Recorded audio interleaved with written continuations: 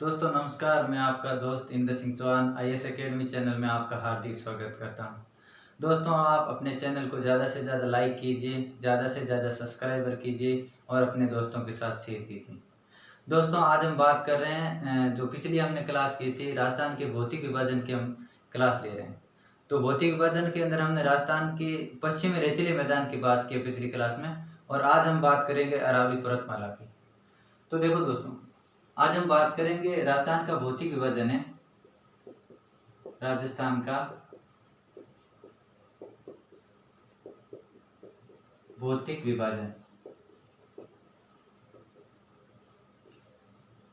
राजस्थान का भौतिक विभाजन। और राजस्थान के भौतिक विभाजन में हमने जो क्लास पिछली की थी, जो राजस्थान के भौतिक भाग है वो 4 भाग है। उसके अंदर पश्चिमी रेतीला मैदानी भाग, अरावली पर्वतमाला, पूर्वी मैदानी भाग और दक्षिणी पूर्वी पठारी प्रदेश यानी हाड़ौती पठार। तो उसमें हमने जो कल क्लास की थी वो पहली क्लास थी भौतिक विभाजन की। उसमें मैंने रेतीले मैदान की बात की थी, पश्चिमी रेतीले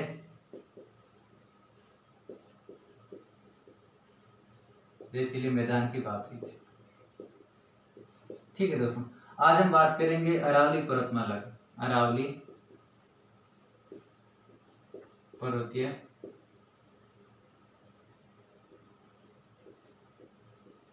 प्रदेश की बात करेंगे।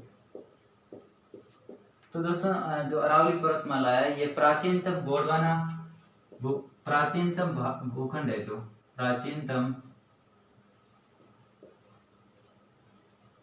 भूखंड, जो प्राचीनतम भूखंड गोंडवाना है,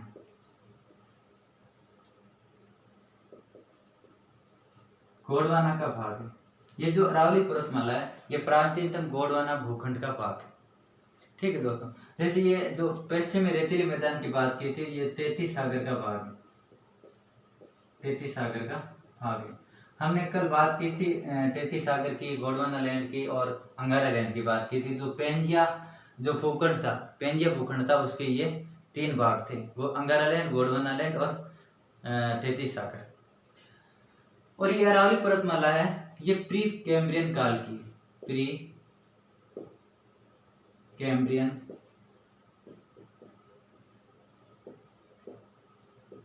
कैम्ब्रियन काल से संबंधित है। ठीक है दोस्तों, और ये जो अरावली पर्वतमाला है ये राजस्थान का भूभाग है, राजस्थान का भूभाग है। राजस्थान के भूभाग के लगभग 9% क्षेत्रफल पर फैला हुआ है। यानी जो अरावली पर्वतमाला है ये राजस्थान का जो भाग है, राजस्थान का जो क्षेत्रफल है उसके 9% क्षेत्र पर अरावली पर्वतमाला है। ठीक है दोस्तों, और यहाँ पर जो अरावली पर्वतमाला है इस पर राजस्थान की लगभग 10% जनसंख्या निवास करती है। 10% जनसंख्या निवास करती है। यानी जो राजस्थान के अंदर जितनी जनसंख्या है उसका 10% भाग है वो अरावली पर्वतमाला प्रदेश में निवास करता है। ठीक है दोस्तों, और ये जो अरावली पर्वतमाला है, अरावली पर्वतमाला ये राजस्थान के अंदर जो इसका विस्तार है राजस्थान में देखते हैं, भारत में इसका विस्तार देखते हैं। पहले भारत में इस विस्तार की बात करते हैं तो ये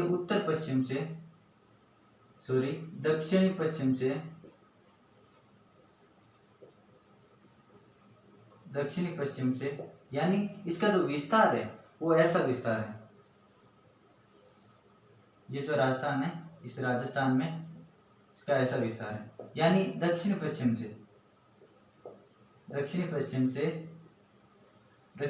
से लेकर के उत्तर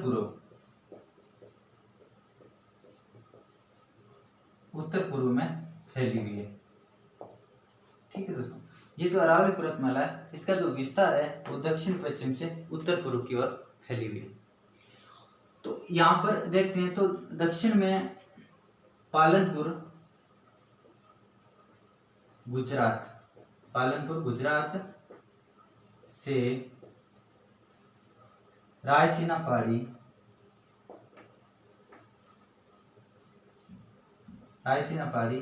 दिल्ली तक फैली हुई है अरावली पर्वतमाला। कहाँ तक? दिल्ली तक। ठीक है दोस्तों, यानी पालनपुर गुजरात से लेकर के रायसीना पहाड़ी दिल्ली तक फैली हुई है। और ये इसका जो इसकी लंबाई है इसकी लंबाई की अगर बात करते हैं तो 692 किलोमीटर, कितनी है 692 किलोमीटर। और इसकी औसत ऊंचाई की बात करते हैं, औसत ऊंचाई यानी अरावली पर्वतमाला है, इसकी जो औसत ऊंचाई है तो औसत ऊंचाई इसकी 930 मीटर औसत ऊंचाई। ठीक है दोस्तों, यानी जो राजस्थान में जो अरावली पर्वतमाला है इसकी जो औसत ऊंचाई है वो 930 है और इसकी जो लंबाई है, लंबाई इसकी 692 किलोमीटर। उसमें से राजस्थान में ये बात करते हैं, राजस्थान के अंदर देखते हैं तो इसकी 550 किलोमीटर दूरी में फैली हुई है। कितनी 550 किलोमीटर दूरी में, यानी राजस्थान में ये खेड़ बर्मा सिरोही से जब राजस्थान की बात आती है तो राजस्थान में ये इसका प्रारंभ होता है, इसका जो विस्तार है राजस्थान में इसका विस्तार देखते हैं तो ये खेड़ बर्म सिरोही से, सिरोही से खेतरी झुंझुनू तक फैली हुई है, झुंझुनू तक। भारत में बात की थी विस्तार इसका है पालनपुर गुजरात से दिल्ली, रायसीना पहाड़ी दिल्ली तक है। और राजस्थान में इसका विस्तार देखते हैं तो राजस्थान में खेड़ बर्मा सिरोही से खेतरी तक है। ठीक है दोस्तों, इसकी हमने कल जो अगली क्लास रहेगी उसके अंदर हम इनकी पहाड़ जो पर्वत है उनके बारे में बात करेंगे और पर्वतों के साथ साथ में इसको मैप के साथ पढ़ाई जाएगी अरावली पर्वतमाला, यानी इसका विस्तार किस किस जिले में उसके बारे में भी कल हम चर्चा करेंगे। अभी हम इसकी जो विशेषता है उनकी विशेषता के बारे में हम बात कर रहे हैं।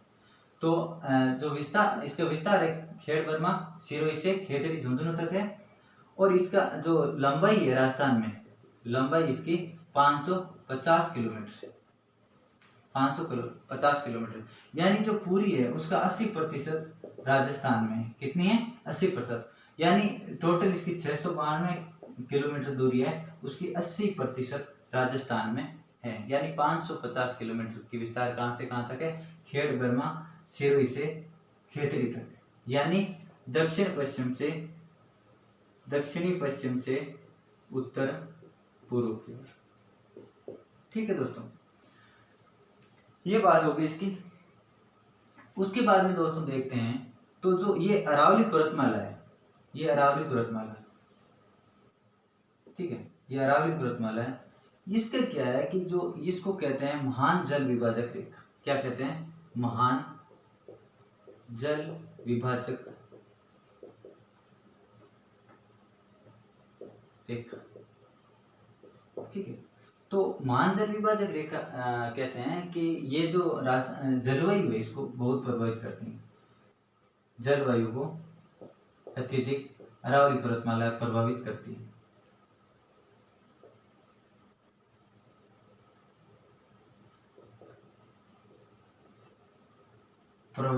यानी जलवायु को ये अत्यधिक प्रभावित करती है।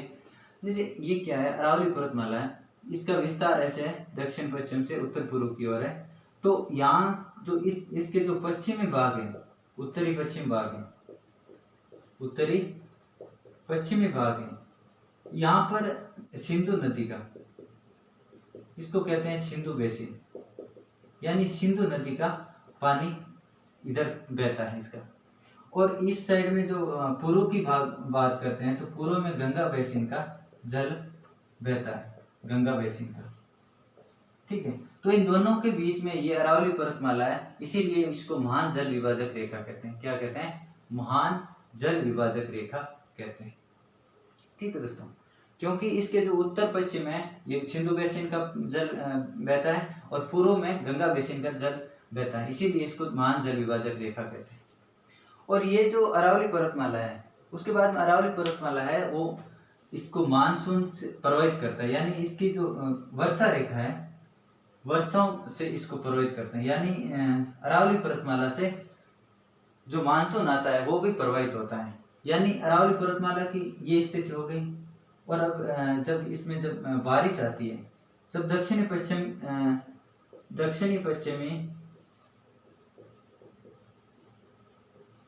पश्चिमी मानसून से जो वर्षा आती है, तो ये जो बारिश आती है दक्षिणी पश्चिम से, ये बारिश सीधे यहाँ से निकल जाती है और ये जो भाग है ये सूखा रह जाता है। जो अरावली के जो पश्चिमी जो भाग है वो क्या रह जाता है, सूखा रह जाता है। यानी जब दक्षिण पश्चिम मानसून प्रवेश करता है तो ये सीधा आगे निकल जाता है और हमारे राजस्थान के अंदर, जो राजस्थान का जो पश्चिमी मरुस्थलीय प्रदेश है, वहाँ पर बारिश नहीं होती है, ये सूखा का सूखा रह जाता है। ठीक है दोस्तों, तो ये कुछ इनकी विशेषता हैं। और उसके बाद में यहाँ की अगर अरावली पर्वतमाला पर अरावली पर्वतीय प्रदेश है, इस अरावली पर्वत प्रदेश है, इस पर्वत प्रदेश की अगर बात करें तो यहाँ की जो जलवायु है, यहाँ की जलवायु है, ये जलवायु उप आर्द्र जलवायु है। कैसी है? उप आर्द्र जलवायु। ठीक है दोस्तों, उप आर्द्र जलवायु है। और ये जो अरावली पर्वतमाला प्रदेश है, पर्वत प्रदेश, इसको 4 भागों में विभाजित किया गया है। 4 भागों में विभाजित किया गया है, 4 भाग। यानी इसका जो उत्तरी ये अरावली पर्वतमाला जैसे ये, इसको 4 भागों में, यानी जो ये पर्वत प्रदेश है, इसको कहते हैं उत्तरी पूर्वी अरावली कहते हैं। और इसको ये जो भाग है, इसको कहते हैं मध्य अरावली, मध्य अरावली। और यहाँ का जो भाग है, इसको कहते हैं मेवाड़ अरावली, मेवाड़ अरावली। और उसके बाद में जो ये भाग आता है सिरोही वाला, यहाँ कहते हैं आबू पर्वत प्रदेश, आबू पर्वत प्रदेश। ठीक है दोस्तों, आबू पर्वत प्रदेश कहते हैं। तो जो हमने बात की है अरावली पर्वतमाला की, अरावली पर्वतमाला की हमने कुछ विशेषता के बारे में बात कर रहे थे। तो विशेषता में हमने इसके बारे में पढ़ा था, इसका विस्तार कहाँ पर है। और विस्तार के बारे में बात करते हैं तो इसका खेड़ बर्मा सिरोही से खेतरी तक है, 550 किलोमीटर दूरी है। और राजस्थान में पूरी अरावली पर्वतमाला है, उसका 80% निवास, 80% है वो राजस्थान में है। ठीक है दोस्तों, और इसका जो अरावली पर्वतमाला है, इसका अगर सर्वाधिक विस्तार देखते हैं, सर्वाधिक विस्तार, अगर सर्वाधिक विस्तार की बात करें तो उदयपुर में, यानी अरावली पर्वतमाला जो ये है ऐसे चलती है, लेकिन यहाँ पर जब आती है उदयपुर में तो इसको बढ़ती है। और जैसे ही यहाँ अजमेर के आसपास आती है अरावली पर्वतमाला, तो यहाँ पर क्या हो जाती है, कम हो जाती है। यानी यहाँ पर न्यूनतम कहाँ है, न्यूनतम विस्तार। तो न्यूनतम विस्तार अरावली पर्वतमाला का कहाँ है, अजमेर में। कहाँ पर है, अजमेर में। तो उसके बाद में अगर हम बात करते हैं जो अरावली पर्वतीय प्रदेश है, अरावली पर्वत प्रदेश, इस प्रदेश के अंदर राजस्थान की सर्वाधिक लंबी, सर्वाधिक ऊंची पर्वत चोटी है, सर्वाधिक ऊंची पर्वत चोटी। वो कौन सी है, पर्वत चोटी कौन सी है, वो है गुरु शिखर। कौन सी है, गुरु शिखर है। इसकी ऊंचाई है 1722 मीटर ऊंचाई, यानी राजस्थान की सर्वाधिक ऊंची पर्वत चोटी है।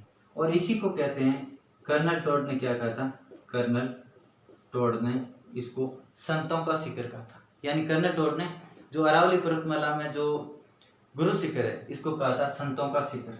क्या कहा था, संतों का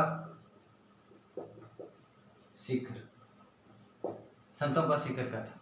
और जो यहाँ पर आबू पर्वत है अरावली पर्वतीय क्षेत्र में, आबू पर्वत, इसको कर्नल टोड ने क्या कहा है, हिंदू ओलंपस, हिंदू ओलंपस। ठीक है दोस्तों, इसको क्या कहा था, हिंदू ओलंपस। उसके बाद में जब इसकी और बात करते हैं तो यहाँ पर कुछ पर्वत चोटियां हैं, रघुनाथगढ़ सीकर में है, स्थित है, और टोड अजमेर में है। तो इसके अलग अलग पर्वतमाला की जब बात आएगी, पर्वतों की बात आएगी, तो हम कल मैप के साथ में मैप पूरा करेंगे और मैप में एक एक पर्वतमाला की बात करेंगे। और उसके बाद में कौन कौन से जिले जो आते हैं उसके बारे में बात करेंगे। तो ये जो हमने विषयता पढ़ी, आप अच्छे से इसको याद करना। और दोस्तों, अपने चैनल को ज़्यादा से ज़्यादा लाइक करना और अपने दोस्तों के साथ शेयर करना और सब्सक्राइबर करना। नमस्कार दोस्तों।